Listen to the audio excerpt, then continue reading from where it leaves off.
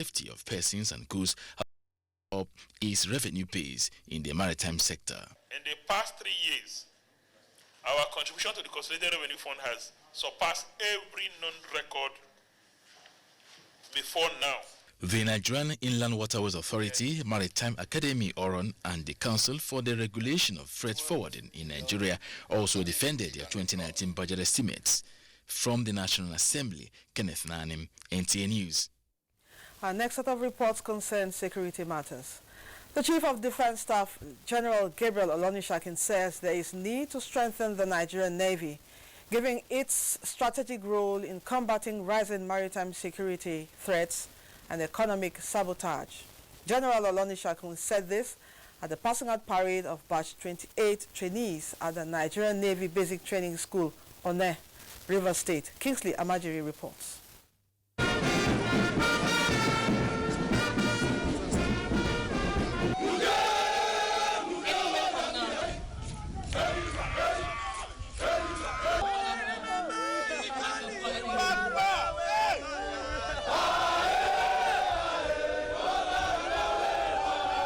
A total of 1,136 trainees comprising 997 males and 139 females passed out, having completed 6 months training with basic courses in navigation, communication, small arms firing, physical exercise and military drills, among others.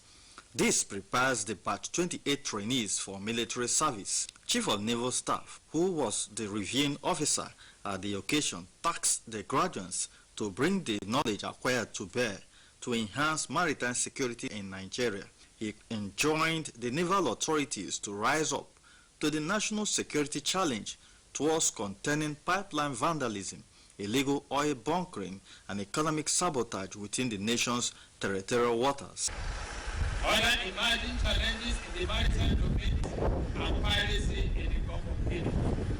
I expect you to be courageous, morally upright, and resilient, whatever role you find yourself as part of the ongoing national effort to confront these endemic threats. To some of the graduates, the day comes with mixed feelings, given the training experience while remembering those that died in the course of the training. From One, River State, Kingsley Amajiri, NTA News. Our next report from Sokoto says security operatives of Nigeria and Niger Republic have resolved to end activities of armed bandits along the borders of the two countries. Shehu Mohammed Dati reports that the resolution was reached at a joint security meeting between the two operatives at Dankano village in Maradi, Niger Republic. Hilly village in Isa local government area of Sokoto State was a meeting point of the two security operatives of Nigeria and Niger Republic. Dankano village in Maradi, Niger Republic hosted the joint security meeting with a Nigerian team headed by Commander 1 Brigade Nigerian Army Gusau, Brigadier General Linus Udiabala, while Lieutenant Colonel Seni Sido led the Nigerian security team. The joint security meeting was aimed at furthering modalities on enhancing and promoting joint military security inter-border relations among the security agencies of both countries. Discussions of the two security agencies dwelt on how best to checkmate the menace of cross-border armed banditry and other criminalities across the nation's porous borders. So this meeting is specifically conducted to protect Sokoto State from the activities of the bandits. We are taking the lead on this operation, eradicate bandits from Sokoto State Command. Part of suggestions to checkmate the security threat by the operatives were provision of sophisticated gadgets, intensified border patrol and checkpoints. Other issues are periodic interactions with the communities mostly affected, border community relations, and checkmating ferocity of the nation's borders. Combined operatives from Nigeria includes the Nigerian Army, Commissioner of Police, Department of State Security Service, Civil Defense, Customs and Immigration Services. In Sokoto, Shehu Muhammad Detti, NTA News. Providing decent accommodation and other welfare packages for personnel of the Nigerian military are some of the federal government's strategies at encouraging the sustained fight against insurgency. Towards this end, Quarters have been inaugurated by the Akwa Ibom State Government at the Wellington Barracks. Clement Barikwi reports. Our buildings are bad, our structures are bad. See house, rain they fall, rain they enter inside. Those were residents of the Wellington Barracks, Ibawa, Abak, Akwa Ibom State, narrating their ordeals. The appeal of the people did not go unnoticed as Governor Domi Manuel went on inspection tour of facilities at the barracks in October 2018. We commissioned these 84 units of this first phase of this intervention project. The inauguration of the renovated 7 corporal below quarters with 84 flats at the Wellington Barracks has brought relief to many families whose breadwinners are on the field protecting the territorial integrity of the country. A look at these buildings relative to other buildings in the vicinity clearly illustrates the story of our past. The second phase of the project is expected to commence in June 2019. The soldiers and their family members are also assured of a water project as well as improved power supply. By the inauguration of the next tenure, we will do everything possible to put new submersible pumps in those your water projects to make sure you have water. In Uyo, Clement Barikui, NTA News. And now to the aviation sector. No effort will be spared to restore Ibadan Airport to its pride of place in order to contribute its quota to the socio-political and economic development of the South-West and the nation at large. Minister of State Aviation Hadi Sirika gave this assurance while inaugurating the remodeled terminal building of the airport in Ibadan. Correspondent Fatai Adieloja completes the story.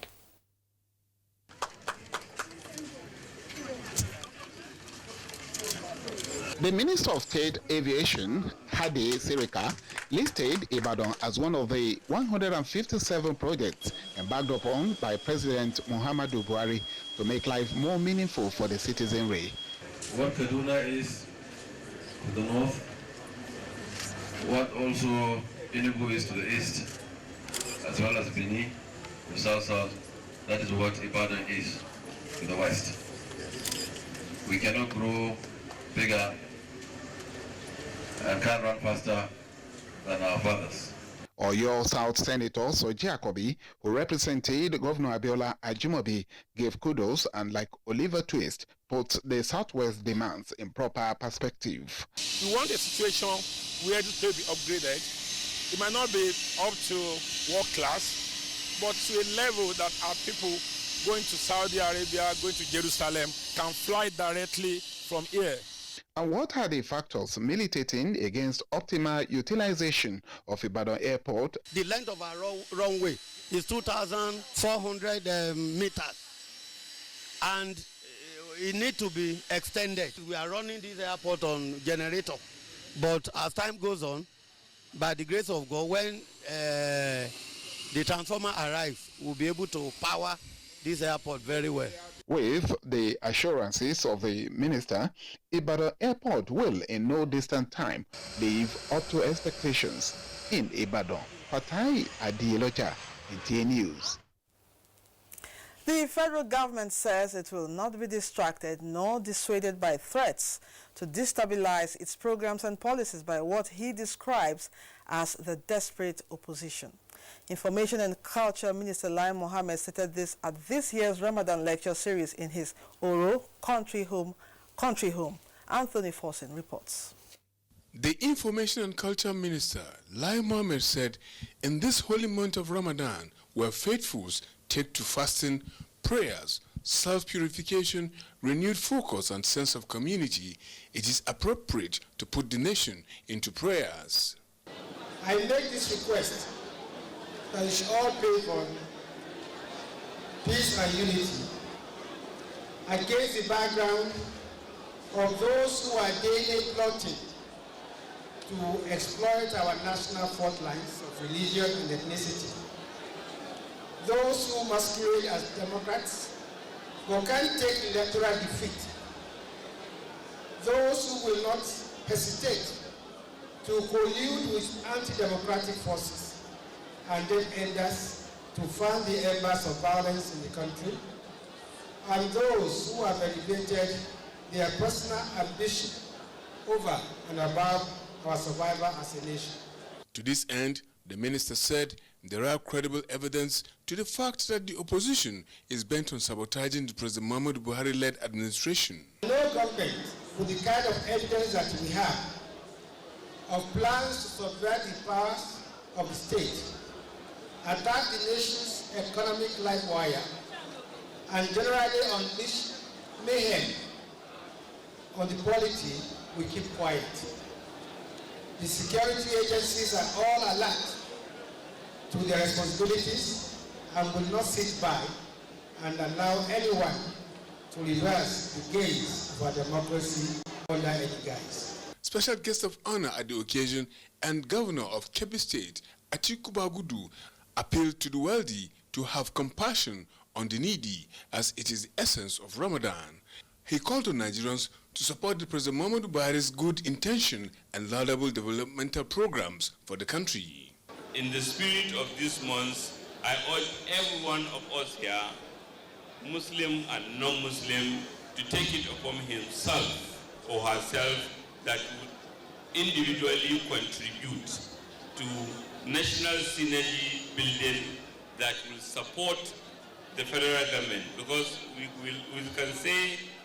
can celebrate President Muhammadu Buhari for all he has achieved, and he has achieved a lot indeed. Guest lecturer Ustaz Saliu Adebayo charged people in leadership positions, especially politicians, to have the fear of the Almighty, remembering the Day of Judgment.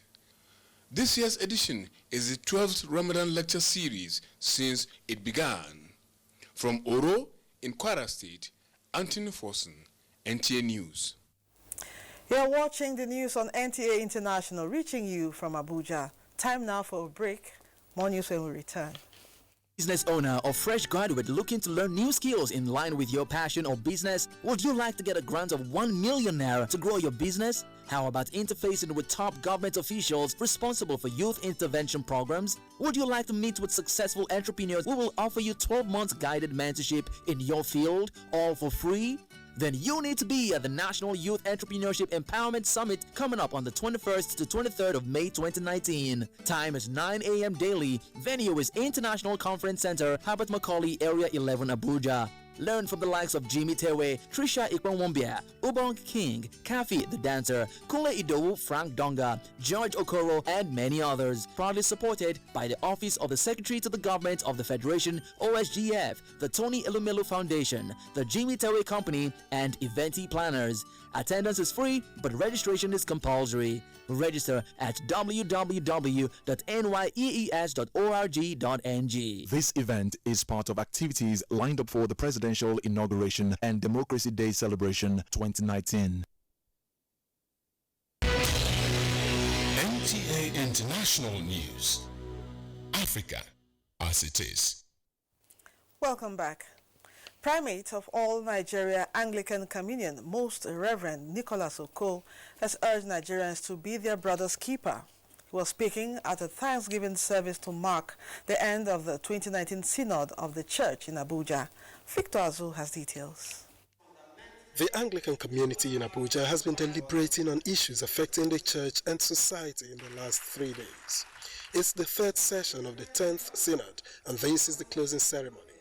Primate of the church, who doubles as Bishop of Abuja Diocese, Most Reverend Nicholas Uko, wants the church and indeed the general society to imbibe the culture of selfless service and good neighborliness as a way of maintaining peace in the country.